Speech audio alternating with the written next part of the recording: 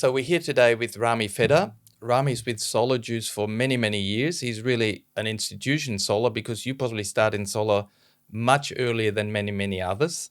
And to start us and get us the right energy, we have a bit of ritual here. Can you please touch my ball? Both or just one? Just that one. Yeah, you see now it gets us the right energy level. To be very frank, you're not striking me as a typical solar guy. You know, you're not walking around in moccasins around Newtown, etc. You're from Granville, you're from the western suburbs. Solar is a bit trendy still. So how the hell did you get into solar? Well, it started back in high school. I lived in Villawood, and there was a solar plant located in Villawood called SolarX. So back in '94, I think I was in year 10. There was a few other guys that actually worked in the factory, and yeah, they seemed quite happy there. You know, they were excited that they were working in solar. As I said, I was only probably 14, 15, and went in for an interview, and the plant manager said, "You're too young. You need to finish your studies. Then I might consider you a role." So yeah, so fast forward, finished year 12, got my HSC, picked up the HSC, walked straight to the facility. The next day? The next day. I actually met one of the same receptionist there when I first walked in. Her name was Margaret Halsey. And yeah, I said, "I'm here to see the plant manager. I've got my HSC. I'm ready to work." Had the interview with him and he said, "Okay, I've got a job for you, but it's as a process worker." So I was really keen to get my foot in the door. I continued my studies full-time as well at the same time as an accountant or accounting course, which was really, really tough working night shift in the solar factory and studying during the day with the accountancy course. After 2 years, there was a merger between SolarX and BP Solar. And then when the merger happened, we moved over to Olympic Park. It was the largest solar cell factory in the world. No, Nigel says that too. It was about 40 to 50 megawatts. 50 megawatts of solar cells. The panel factory was actually quite small. I think it was close to 12 megawatts. It probably peaked when I was there. It was because the cells in Sydney that we were manufacturing was also shipped to the other facilities around the world for BP. So we were shipping cells to Spain, US, India, even Saudi Arabia. And that was my role, was to control that. At the same time, was also sourcing the key raw materials as well. So basically, Australia at that point in time was manufacturing cells, exporting and earning export income from the manufacturing, and your role was to make sure it goes all around the world.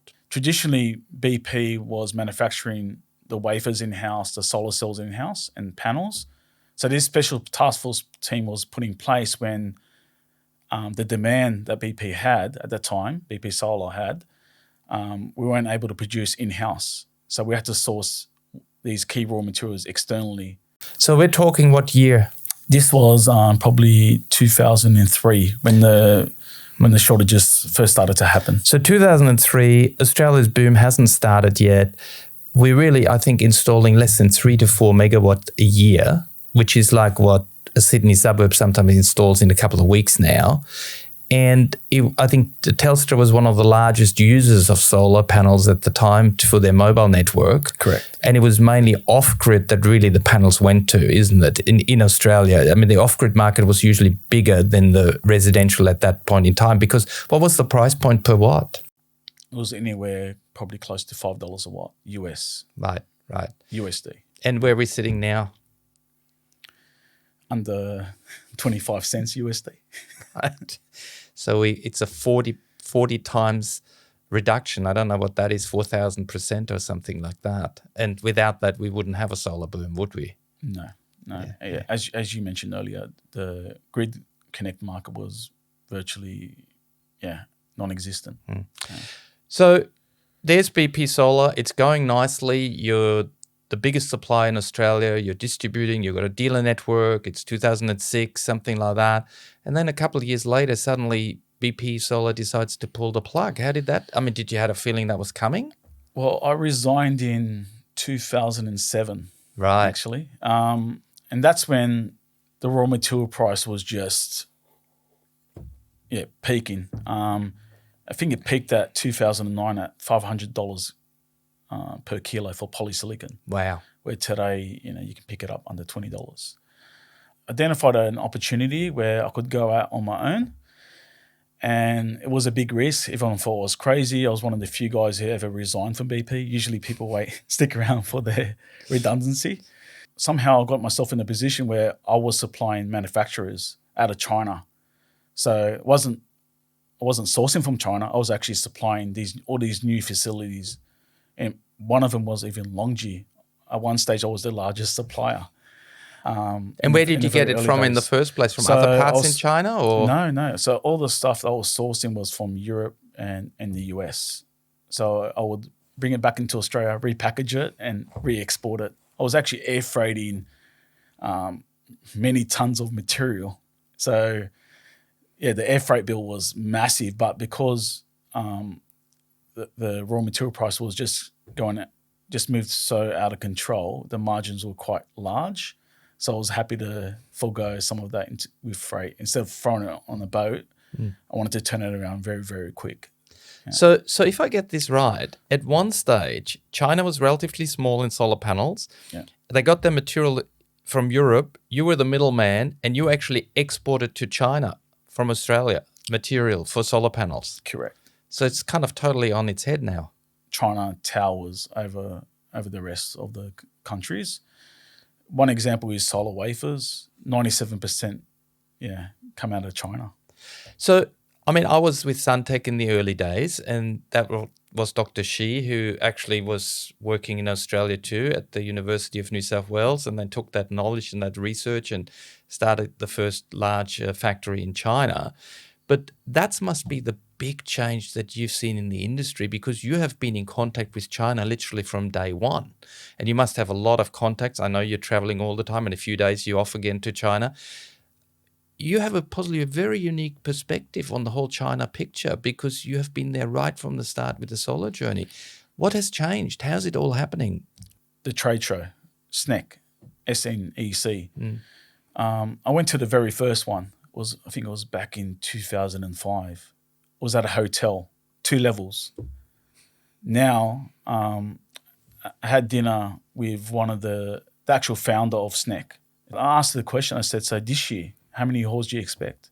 26. So 26, these all energy halls that we go to. These Melbourne exhibition halls that we attend, and all energy only I think takes up 1 or 2 halls. This is like 20 plus. And these are all massive halls just full of solar companies. So wow. That's a good way to talk about the growth. Is that because the Chinese government recognized renewables as an industry of the future and very actively pursued that industry and supported it? And now they're really dominating the world because they can supply in the largest number, meaning at the lowest price. Is that what happened? I've actually witnessed where companies receive the whole infrastructure, like the building, here's your building, do what you want with it. In terms of solar, so they do have advantage in terms of capital costs in setting up a solar facility. And as you mentioned, what helps greatly as well is there's a massive local market in China for solar. But you would have seen a very different attitude of the very early startups in solar when you would have went there and they were still working out how they can get into Europe and how they can grow their business in Australia, to now where the European panel manufacturers are basically just either not around or in such smaller volume that the competition is very, very difficult. When I first joined SolarX, they were manually tabbing the cells, stringing the cells, where I would put it together, put it in an oven, then cut off the off cuts, all manually. Where now it's all very automatic.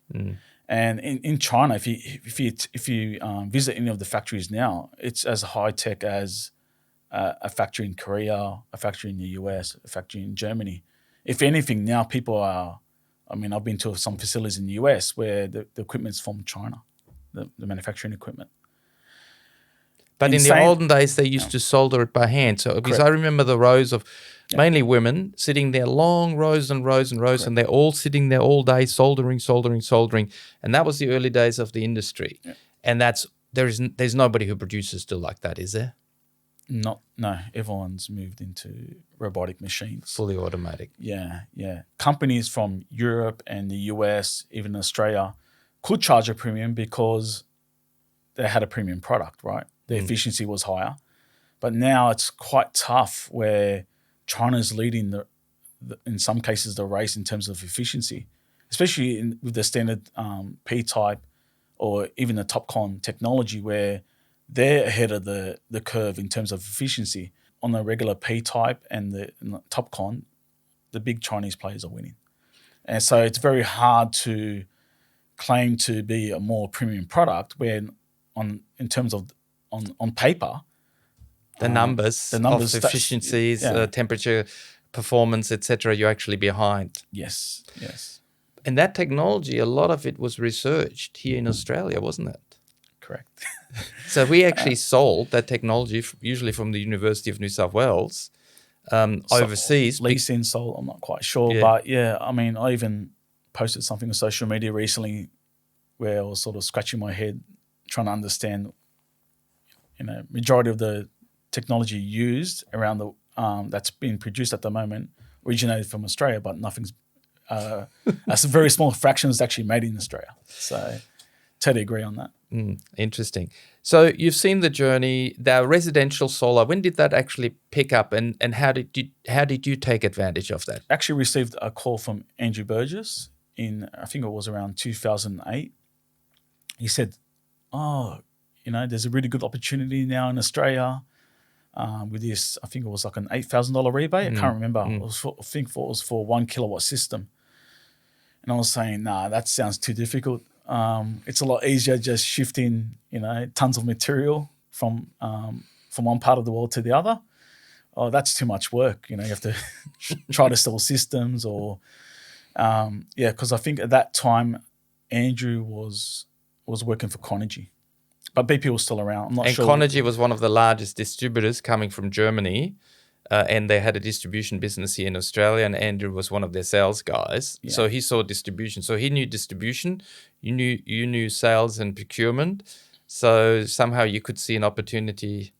Yeah, so he was pushing me to, let's do something together. And I was like, nah, that's too difficult.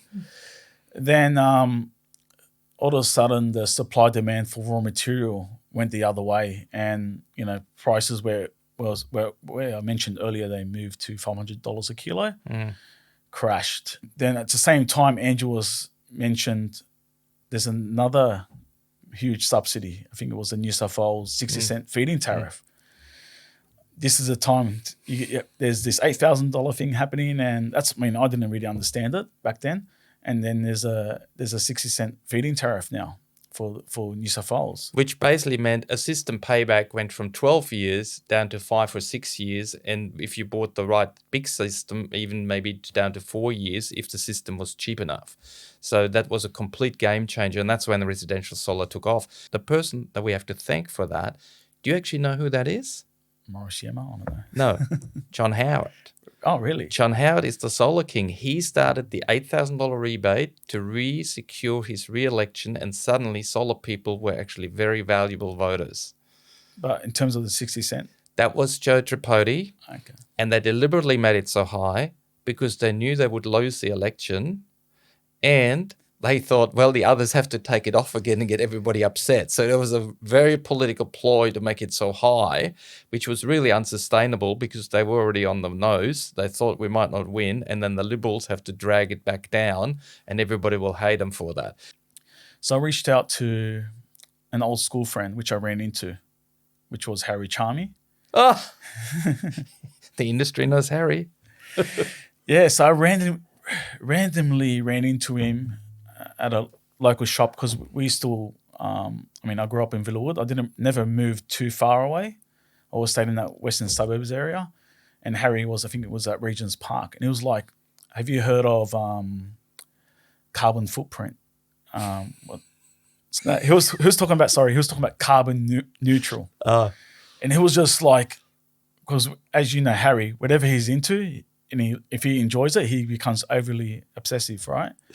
He's like, oh, you have to get your company carbon neutral. I go, it's only myself. I mean, I said, what do you think about solar? He goes, oh, because it was all about the environment, right? And he goes, yeah, I'm up for that. So I said, look, we could be possibly setting up a company soon. So Harry was actually employee number 1. He actually started before Andrew. Wow. Right? In terms of hands-on. Once we received the first 2 containers, it was actually Hyundai panels. After Hyundai, we brought in SolarX panels, so which was the only Australian manufacturer at the time, which took over the BP facility. So we were the largest distributor for that product. So thankfully for that 60-cent feed-in tariff, the market, obviously exploded. We went with that strategy of back then, right? We wanted some sort of quality. So that's why we went with Hyundai. Also, what sort of earned us a bit of credibility at that particular time was it was almost impossible to source SMA inverters. Globally, they were oversold. So I reached out to my European contacts and we managed to get our hands on a lot of SMA. And I spoke to the local office and I said, do you have any issues if I parallel import SMA from Germany? We have no issue with that, but it's impossible. So good luck with that. Next thing you know, I'm bringing in, I'm flying in, I'm chartering in planes from Germany. We're basically paying something like $600 per inverter because these were heavy 6,000 6 kilowatt transformer inverter. They weighed like at least 70 kilos each. We were air-freighting those, and that's what sort of we caught the eye of many of the installers and helped us. And once they understood our background, they knew we were the real deal. We knew what we were doing, and we quickly, I think that first full year, we turned over, I think it was $60 million. On a first-year basis for a new business. For a new business, wow. yeah. Now, bringing all these big inverters from Europe and parallelly importing the SMAs and bring them all in by air freight, that wouldn't have done much for the carbon footprint of the product. How did you feel about that? You had to do what you had to do, was it? At that particular time, we wanted to satisfy customer orders. Unfortunately, correct in saying that. When you look at it that way, it wasn't helping. I noticed also at that time a lot of people brought whole containers from China indirect. So there was a 25-year warranty given, but you really didn't know who you go to for that warranty. Did you have to compete with those guys? Yes, but I think where the pain was first felt was inverters. I think that's why today we see people are not so price conscious when it comes to inverters. Right now, I mean, and it's been the case for many years now, at least the last 6 years, Fronius has been the most expensive inverter. The biggest selling Chinese inverter and actually the biggest selling inverter in Australia last year was Sungrow. And that's by far the most expensive inverter out of China. Versus the majority of the other China brands, it's close to probably 50% more expensive. But because of the quality of that product, because of the local after-service support, like Fronius as well, like SMA, Sungrow is still selling in volume because of those lessons learned in the early days. In the early years, was there ever a bit of a disaster with inverters or panels where there was quality issues? We copped it firsthand, right? Because of that shortage, we were forced to look at inverters, unknown inverters out of China and Taiwan. A lot of these companies were unknown, so we're trying to deal with companies who were diversified. So Powercom had a similar roots where it was a large UPS publicly listed company in Taiwan, and their model was more OEMing inverters for other companies. So we thought it was a proven inverter at that time. So in terms of warranty, they didn't provide any replacements. They only provided parts. On top of that, the failure rate was actually over 100%. We replaced it, and then it failed again. So we had some existing units that we had in stock. So when there was a failure, we didn't have any in-house after-service team. Powercom didn't have any presence, unfortunately. I mean, our focus is always the customer, and we wanted to keep them happy. So we provided another Powercom, failed. Another Powercom, failed. So we started replacing them with Samil. With Samil, I believe... That's another Chinese brand, isn't it? Yeah. They were doing really well. But I believe they changed their way in terms of after service. They brought in a European team, and I just think it just imploded. They tried to bring in those processes, and for whatever reason, it just done a 180, and we quickly moved away from it. But the failure rate for Samil, we didn't have any sort of comparison versus your Powercoms, your K-Stars. And how soon when they were installed did they actually suddenly fail? This is where I'll go back to when I heard third-party stories. I was told with some of these brands, I think they're like JFY and Aerosharp and all those. Sunnyru. KLNE. They're all gone. They're all gone. People will take 3 inverters to a job site. Just in case. And their intention was to install 1 inverter. They'll take 3 because there's a good chance that one will be dead on arrival, right? So they didn't even fire up. I heard one of the suppliers, if you ordered 100, you always got a box, you got 120 on the pallet because there was a given failure rate in the brand new product.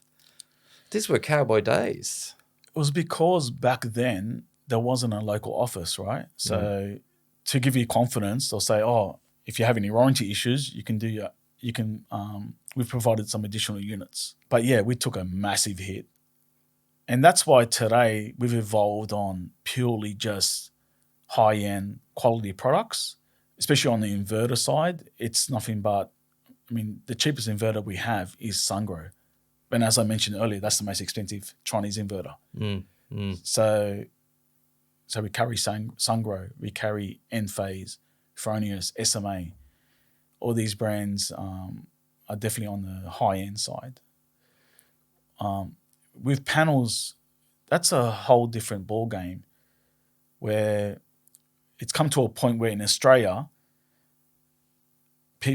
brand loyalty is not that important anymore on the China side. To be you could say the big 5. I think everyone considers them very similar. So your JAs, your Longji, your Trina, your Jinkos, and to a degree maybe Canadian. It's whoever provides the better price in that particular watt class, because a lot of them almost have identical looking panels. And these panels sometimes made even in the similar factory and just get a different sticker on the back? Does that still happen? So they kind of produce... Prior to COVID, so when a brand's very popular, that's when it's more likely that it's probably made. There's a chance for it. Not that it's made, but there's a chance that they are probably from a factory that's not from their own in-house factory. Because what they do, how it works is once the demand consumes whatever capacity they have, they look at the other factories which are not so busy, who are not so strong on sales and marketing, and I've seen in my own eyes where I've gone to manufacturer A and I see them producing manufacturer B, which is a popular branded product. Right. Yeah. So that's but at the end of the day, they are honouring their warranties. But technically, based on the CEC, they're supposed to be using the factory that's tied into the TUV certification. But the CC is not necessarily in China I mean, seeing it made. it's impossible to track. It's impossible to track. Now, with the company, it's growing, you're getting new staff, you're setting up in Wetherill Park.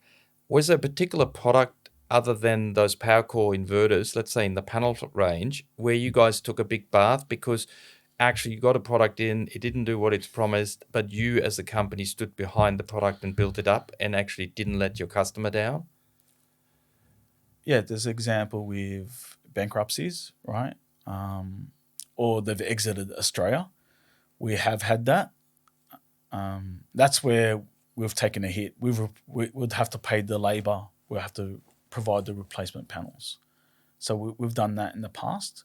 I want to go back to China because there is possibly, how many times have you in your whole career now in solar traveled back to China? I was attending minimum every 2 months. Right.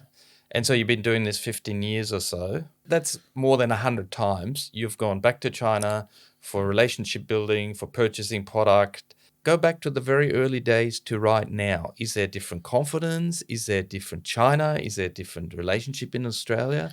What are the changes? There's nobody better than you to observe that when you've traveled 100 times to the country. And my personal opinion is the reason why we haven't had inflation in the last 20 years is because China has been able to produce product that got cheaper and cheaper and cheaper and put anti-inflationary pressure on our economy, which has helped us all.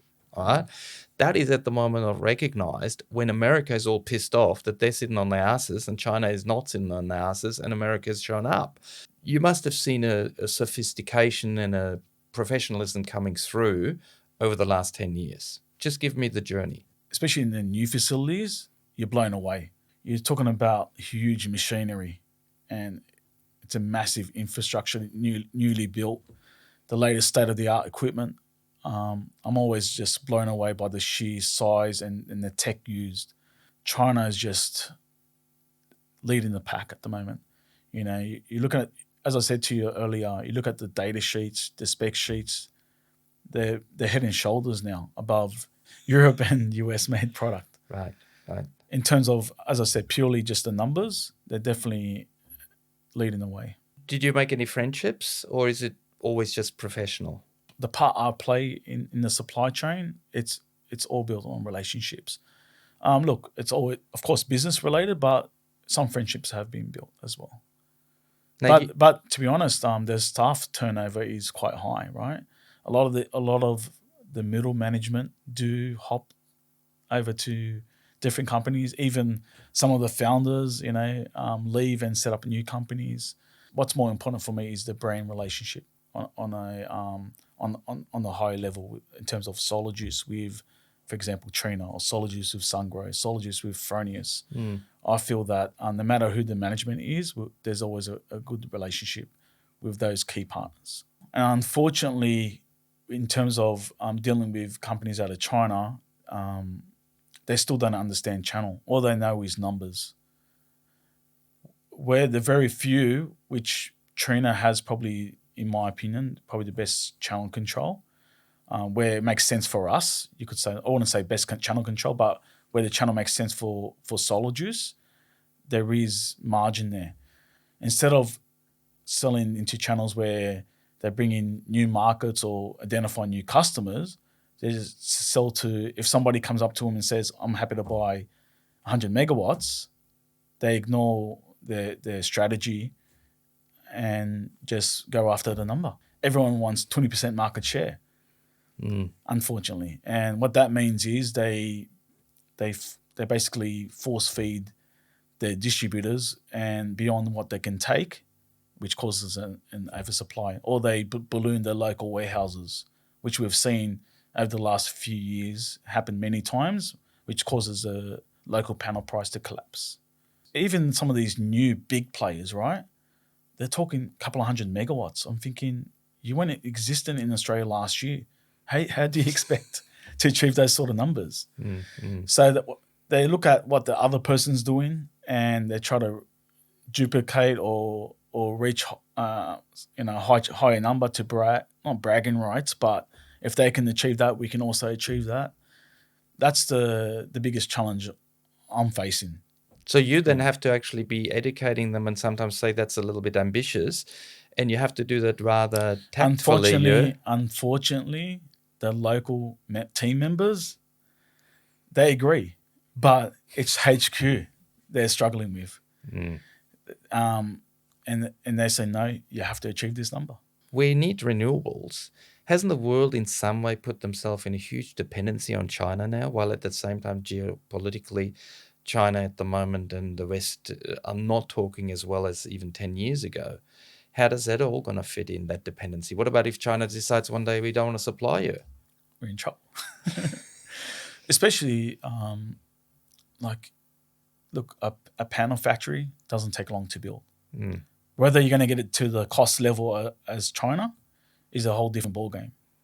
The next level up, where wafers and especially polysilicon, you're talking about even if you had the money and you can make sense, you can justify somehow on turning over a profit. It will take at least, especially in the West, at least 3 years to build a sizable polysilicon plant. It doesn't happen overnight. So, yeah, if we wanted to become totally independent, it won't happen overnight. It's going to take at least a few years. In terms of wafers, I'm hearing there is some plants being built in the US. India have big plans as well on the solar wafer front. I've spoken to some of the larger players there. On the panel level, they have massive capacity. Cell capacity also ramping.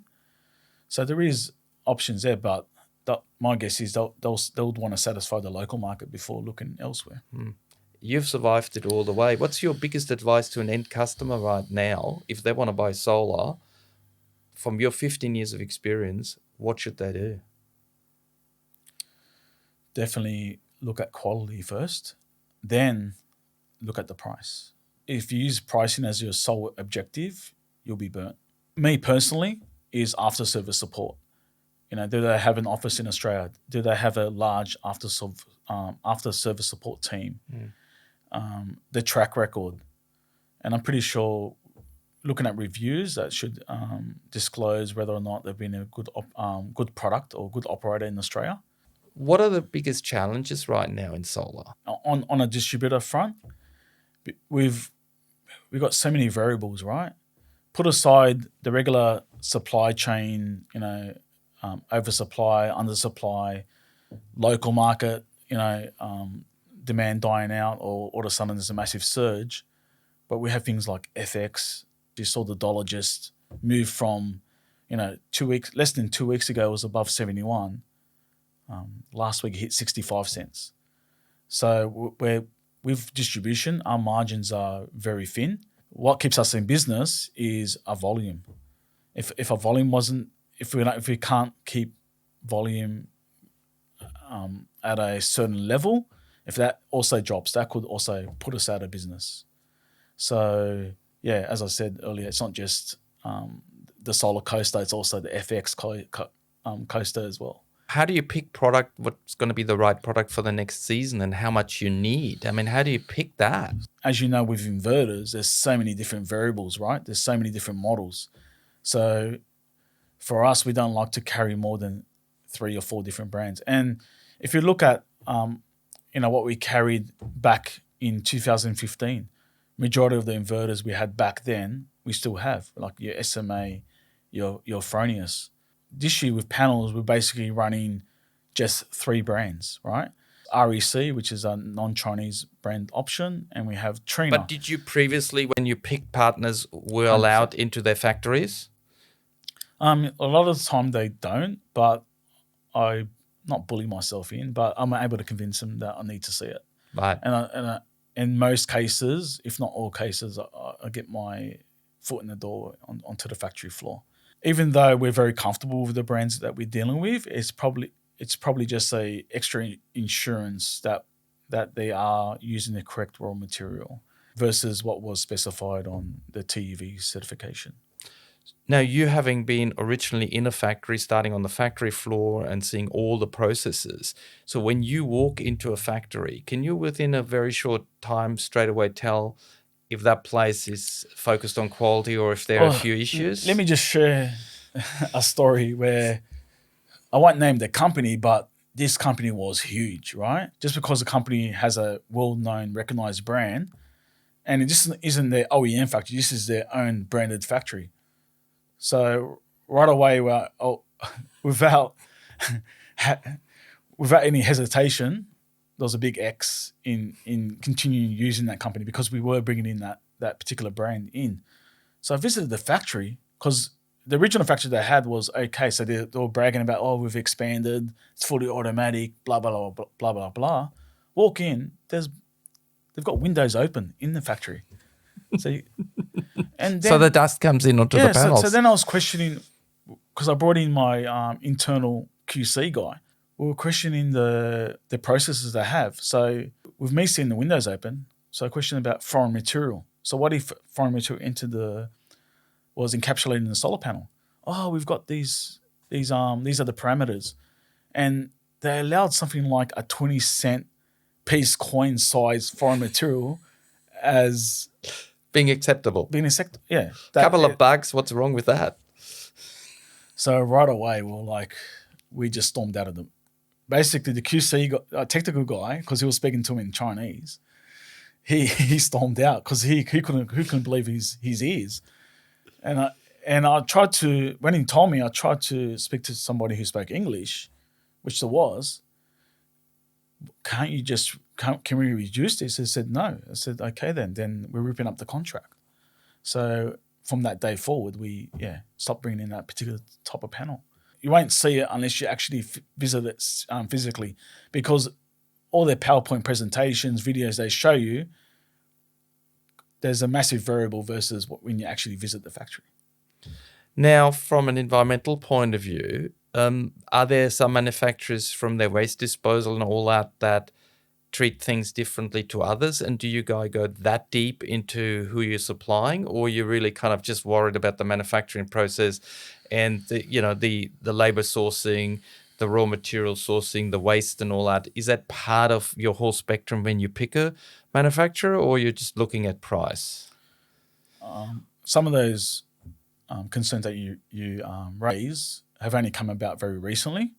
But in terms of environmental, I'm pretty confident that with the ones we're using or above board, because they are public companies. I mean, a lot of them were listed on the US, like Trina, where they were under the microscope for those particular, especially environmental issues. I mean, one of them was pulled up, not the ones we were using, but one of the big five were pulled up probably back in 2012. I mean, you can Google it. And they've obviously rectified those issues. And I'm pretty sure nobody else would take that similar risk of being exposed, because it is very embarrassing. Is that the one with the fish who died down the bottom of the ocean? I'm not talking the manufacturer, but I'm just saying you're talking that kind of pollution. It was a river. What about the whole panel recycling game? Is that picking up? If a panel's produced properly, it should last 20 plus years. What I'm trying to say is, if these recycling plants aren't put in place today or next year or the year after, I don't see it as a big risk. But we do need something probably in the next 5 to 10 years, because there is lots of precious materials that can be recovered. So I'm pretty sure someone can make a business case out of that particular segment. What about the idea to ask manufacturers to put a $3 levy on each panel to then use that to subsidize the transport and all that of panels? I don't know how that would affect distributors, but have you heard proposals like that at all? People claiming this 25-year product warranty. There should be that money should be put in, a certain percentage of money should be put in escrow. So if a company does go out of business, or leaves Australia, there's some escrow money there, where whether it's a distributor or the importer should be putting aside that money for when there is a warranty issue in the years to come. As you said, if they're exited, which we've seen it happen many, many times, and that would basically create a barrier to entry into Australia, which will ensure that there is a quality product. Because I'm pretty sure that any company where if they have to put the reputation on the block, then maybe or have some skin in the game where where at least there has to be some sort of pool of money there. At least there should be a pool there for at least 5 years. Got it. Yeah. And that would have to be pushed through from the federal government, really, wouldn't it? Yeah, because 25 years, why is it only, with inverters now, it's industry standard for 10 years, right? Your TV has a 1 year warranty, a 2 year warranty. Years, yes. What about even something like a fridge? How many years does that have? Why is it something that's mounted externally? Can you imagine, did any manufacturer would go back from 25-year warranty to 10? But the issue is, if they disappear, then it falls on the distributor or the importer. And if they disappear, it falls onto the installer. So just creates this chain where eventually, once there is a problem, a lot of innocent people will be hurt. And unfortunately, my guess is it'll be the Australian businesses or Australian jobs which will be put at risk because a company that's where they're supposed to have the obligation have ran away. I have a saying which is the road to hell is paved with good intentions. And I think it's our consumer law that actually causes relatively innocent companies to then go bust, because I think the consumer law says if the importer goes to you, or if you're the distributor and the importer, then that's the distributor first if the manufacturer has left. We're deemed as the manufacturer then, once you import. Yeah, then the next level, if you decide, we can't support 2 million panels, then it goes to the installer. And if the installer says, there's... And when you say installer, it's installers, right? Yeah. Because there'll be many. Yeah. But somebody could have easily installed 20,000 panels of a certain brand over a period, and if they have an issue, then that business will go too. I mean, I think the number in Australia now of businesses who've left the solar industry because they couldn't handle the warranty issues coming back to them innocently is over 800. So, but the consumer law in the first place wanted to protect the consumer, but in some way, if you have manufacturers who do not play the game, it goes actually back to the poor people who trusted that product, and eventually the loss could also be with the end customer, because if nobody's there left, then the end customer can't get any remedy on that warranty. Exactly. So there's a big difference between one warranty between one reputable manufacturer and the warranty for somebody else who just looks reputable on paper, but as soon as there's stuff happening, they pull back. And as you said, when they can't get the customer over the line, let's just increase the warranty. That's true too, yes. Unfortunately. Yes. To be in solar, you've got to be a hard worker. You can't go to solar if you want to bludge, because you'll be on a roof, you're on hot weather, you're inside roofs in hot weather. If you don't want to work, don't go into solar. So how do you build the relationship with those people, and how do you win the trust? I'll just tell it as it is, right? Whatever, if I don't understand something, if they've got a question, I can't answer it, I'll say I can't answer it. But if they do ask a question and I do have an answer, I'll just give it an unfiltered opinion. The main questions I get is, what do you think of this particular product or brand? Even if I don't carry that particular product, I just give my honest feedback on it. Now, being a distributor that is focusing a little bit more on the quality gear, and you're not taking every year a different new product, you must see a lot of manufacturers walking into your door because you're doing big volume, trying to win you over. And often you must say things like, sorry, we're not taking you. How's that goes down? Sorry, we're full.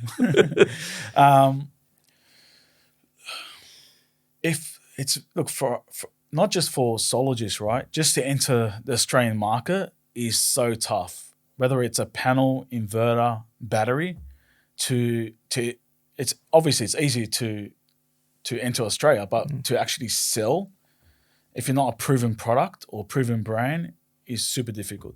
I think the installer really dictates what the consumer wants. Okay, the consumer might be researching, but I think their interaction with the installer or the sales consultant is what sort of determines what's on the roof. Exactly. Yeah, and because of a lot, especially the guys, the installers and the sales consultants who've been around more than a few years, would quickly learn to only offer proven products. Even though it will probably be the most affected if they removed the government subsidy for panels and placed it on the battery instead. Purely just solar panel system sales will go down, but the battery plus solar will definitely increase. But naturally, when you have a battery, it just means what the good thing about that is it definitely drives more panels to be on that particular roof. Whereas someone with just solar, you see out there all these, you see just with the promotions, right? It's all 6.6.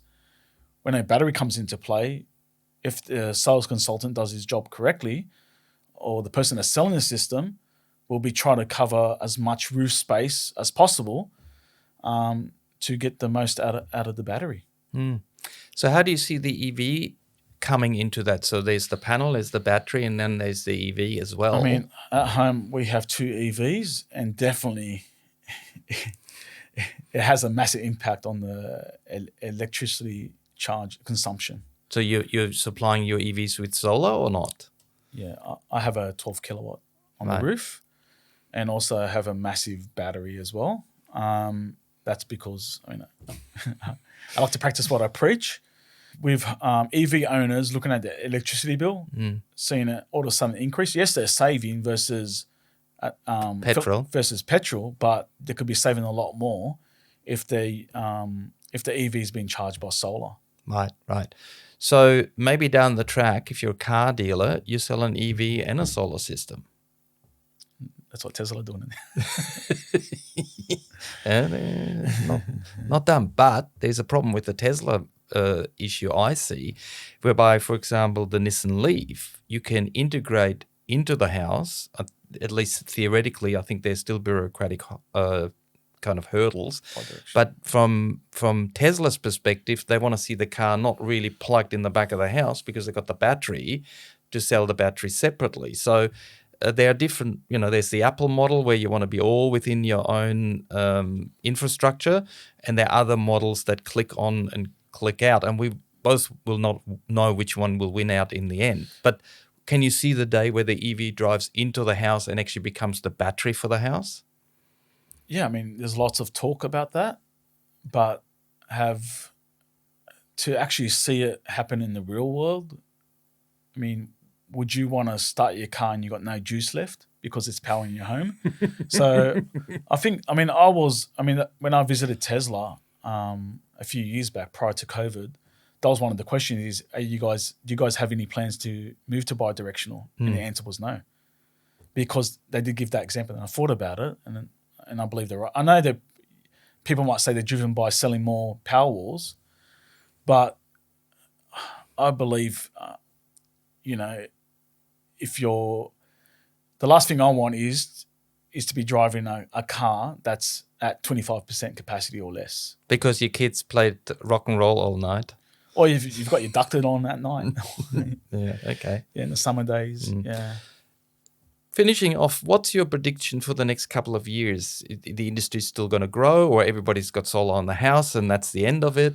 Another case where EVs do have an impact would be obviously with production ramping up, which means battery production ramping up, which means pricing should naturally, with scalability, pricing is supposed to come down as long as raw material pricing doesn't go up. That would help stationary storage pricing to become more competitive and better return on investment. So once we reach that sweet spot where it does make sense, or the payback is well within the warranty period, naturally, as I said before, when you put batteries on your home, it just naturally will equal larger solar systems. But there are people who've got a 3 or 4 kilowatt there who expect to put a battery on the back, and the sales guy has to really pop their bubble and say, listen, you need a new system and a bigger system. Is that happening a lot? I would think that will happen. I mean, it's not good, right, to rip off an existing system, but I feel that many homeowners like the look of their home, and I think it will look quite ugly with different size panels on your roof, unless you're able to place the different size panels on a different pitch side of the roof. On the same side, I believe if that's the only side they could use, I think most likely they will rip it off, even though I don't agree with that way. And start fresh. But again, then you got the landfill issue. What type of installer does really Solarjuice seek as their key customer? For us, it's more, we try to build a relationship, loyalty, where when I say loyalty, we're loyal to them, not just them being loyal to us. Quality-driven installers, where they're not just talking price, they ask the hard questions about the different parameters of a particular product. They ask questions around what's the after service like as well. They pay their bills. That's very important. Because you have been in solar for so long and you have seen all the ups and downs, and in the middle had to always hold on and stay on top of it. So it's a very interesting journey. I enjoyed it immensely. I really appreciate you shared it today. No problem. Thanks for having me. Want more energy answered? Visit yourenergyanswers.com for quality energy products, tools and calculators, and find your quality local installers. Please support the channel by liking the video, hit that subscribe button, and ring the bell, and check out all our other videos. You're still here? I'll see you next time. Bye.